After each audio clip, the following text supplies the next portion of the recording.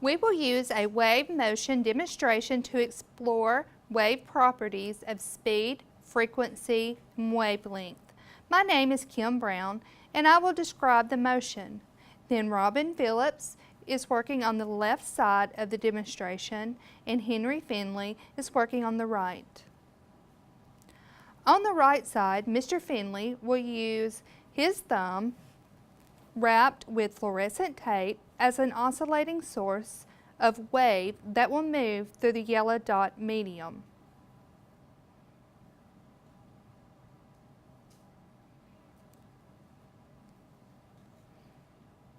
When this wave pulse is a single oscillation moving through the yellow dot medium at constant speed. When the pulse reaches the other end of the medium, it reverses direction. This is reflection.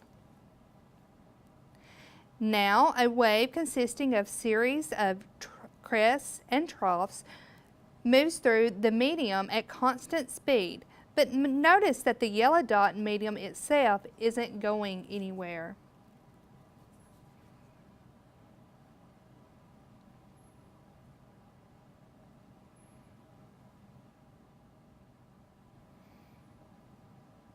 Now, on the left side, Mr. Phillips is connecting a mechanical oscillator to the yellow dot medium.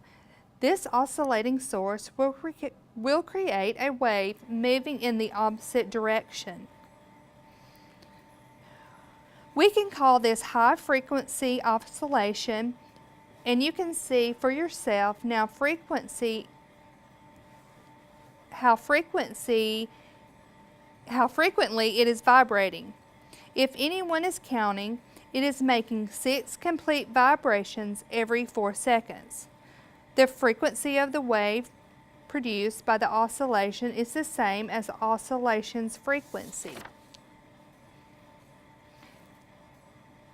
The distance between adjacent wave crests corresponds to wavelength. Alternately, wavelengths is also the distance between adjacent troughs. On the right, Mr. Finley has positioned a meter stick with evenly spaced tape marks under the wave. For this high frequency oscillation, you can see crests popping up above each tape mark that alternate with troughs descending towards the tape marks. The distance between tape marks corresponds to wavelength. If someone has really good vision, they could read the meter stick and see this distance is 35 centimeters.